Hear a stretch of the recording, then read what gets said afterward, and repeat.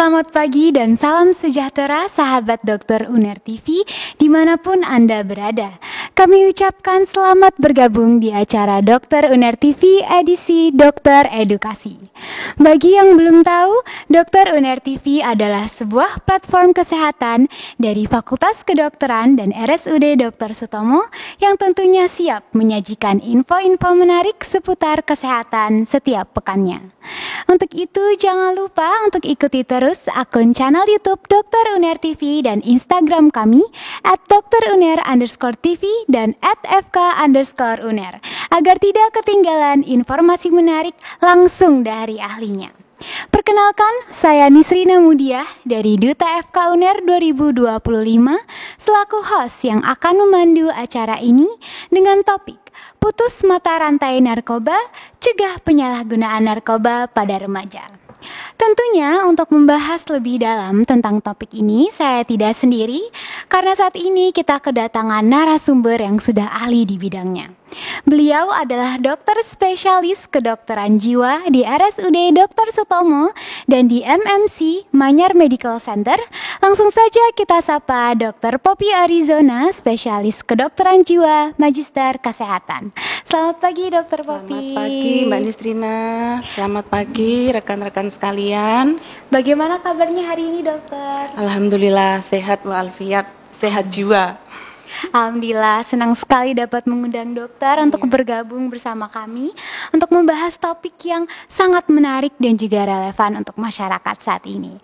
Baik, karena para sahabat Dokter Uner TV sudah tidak sabar, jadi kita langsung saja masuk ke topik pembahasan kita pada pagi hari ini. Baik dokter, mungkin kita mulai dari dasar aja kali dokter ya. Baik. Pertama, apa itu narkoba dan bagaimana saja bentuknya, terutama yang paling sering ditemukan di kalangan remaja dokter? Ya, baik.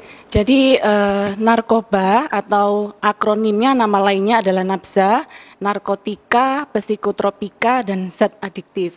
Di mana itu adalah zat atau obat yang bisa mempengaruhi sistem saraf pusat bagi yang memakainya. Kemudian juga akan dampak buruknya bisa menimbulkan gejala fisik, kemudian gejala psikis, gejala mental, bisa membuat ketergantungan dan serta bisa mengganggu fungsi sosial seperti itu.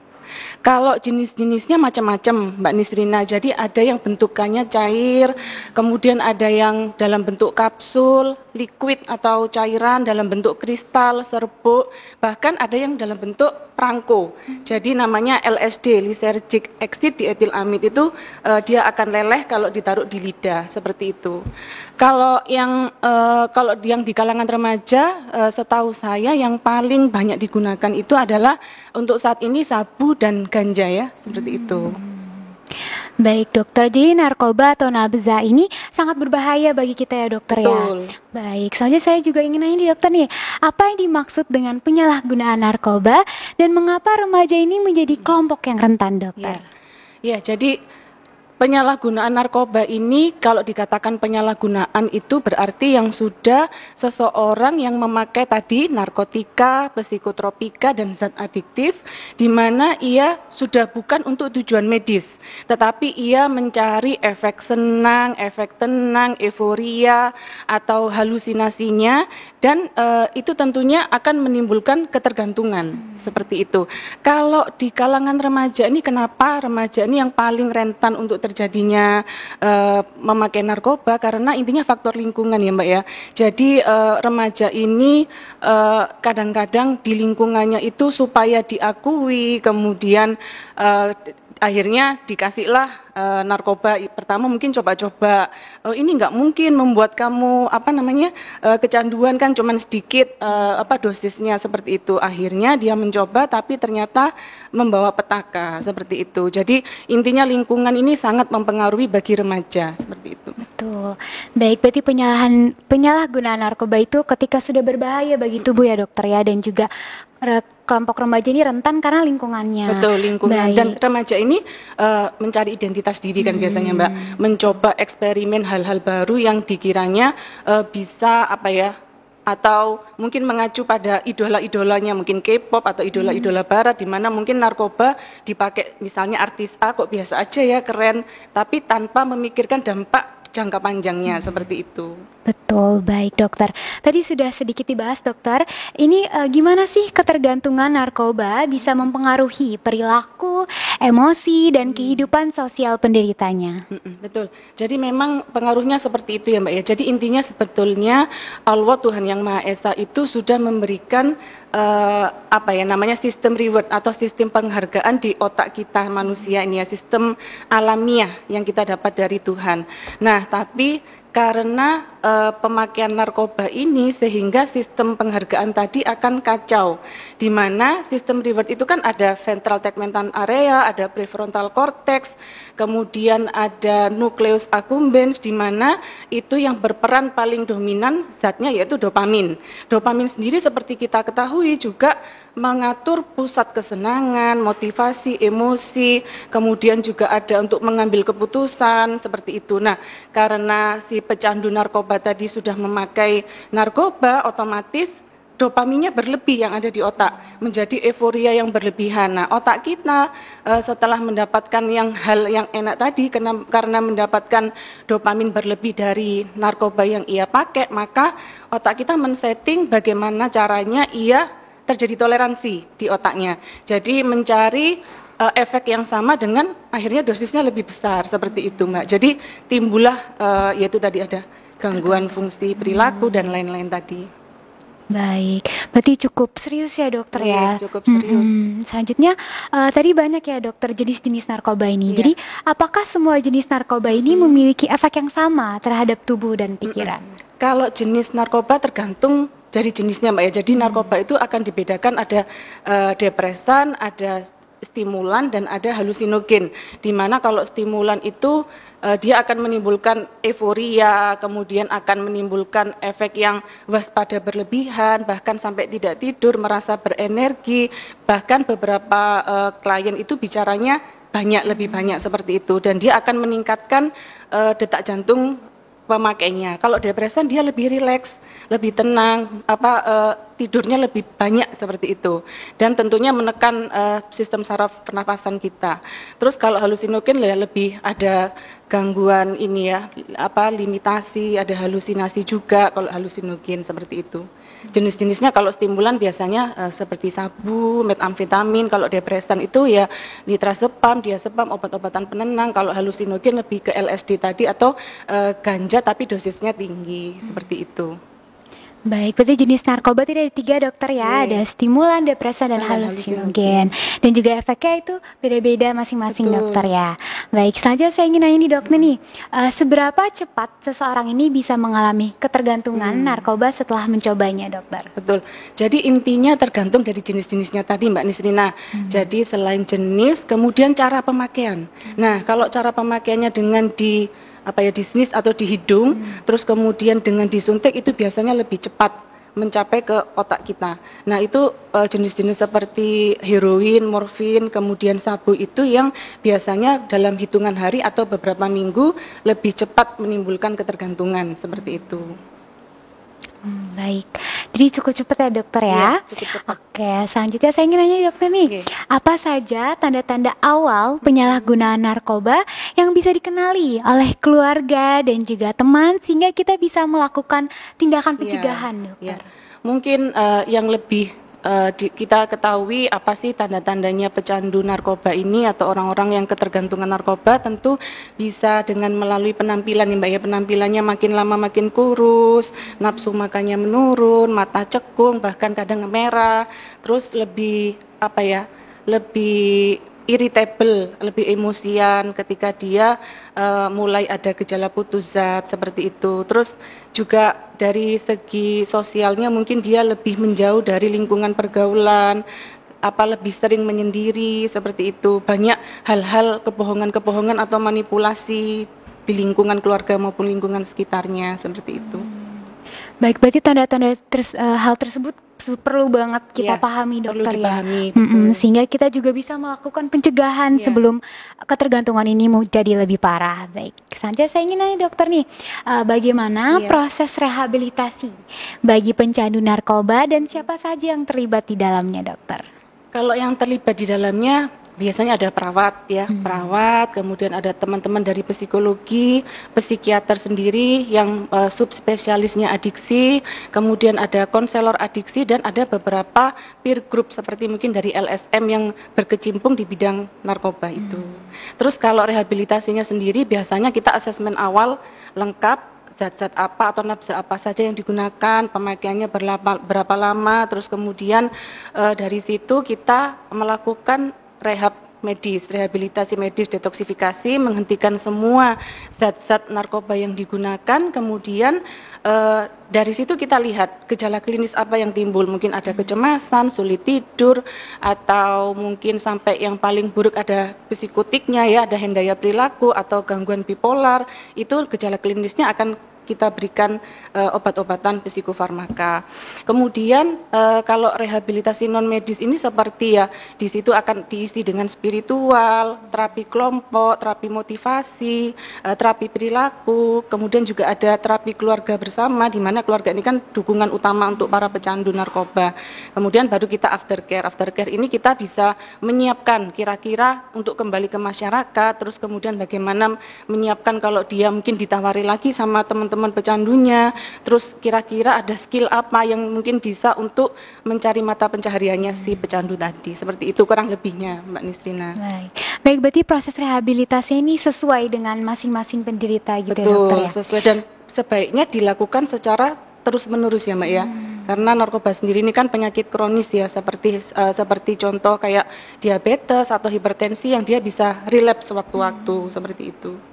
Baik dokter, dan tentunya tidak hanya ke tenaga kesehatan tapi juga lingkungan juga sangat penting ya dokter ya. Baik. Selanjutnya nih dokter, saya ingin nanya, bisakah ketergantungan narkoba ini disembuhkan sepenuhnya atau hanya bisa dikontrol dokter?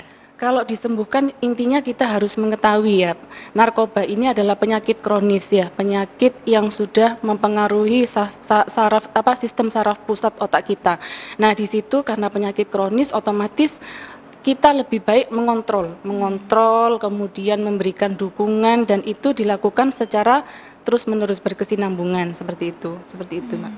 Berarti untuk masa persembuhannya ini seumur hidup dokter ya berarti ya? Iya. Terus-terusan. Betul. Baik. Saya mau nanya nih dokter, tadi kan sempat menyebutkan juga relapse. Jadi seberapa besar nih kemungkinan seorang ini kembali menggunakan narkoba atau mengalami relapse meskipun sudah selesai menjalani rehabilitasi dokter? Iya. Betul, itu tadi seperti yang saya katakan Mbak Nisrina, jadi memang faktor relapse dari para pecandu narkoba ini cukup tinggi, karena itu tadi ya penyakit kronis, sehingga kita tetap terus mengontrol, kemudian dari sisi keluarga juga dari keluarga terus memberikan dukungan, support, dan bahkan setelah dia merasa sudah bisa memberikan maksudnya bisa dilepas, agak sedikit dilepas, tapi sesekali dia akan tetap kontrol ke profesional atau ke ahlinya supaya tetap intinya tetap bisa stabil atau kembali ke fungsi normalnya pecandu tersebut.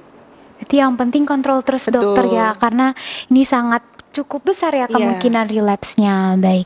Tadi dokter juga udah sempat sebutin ada narasi-narasi di media sosial bahwa penggunaan narkoba ini normal atau mungkin bilang keren gitu dokter ya.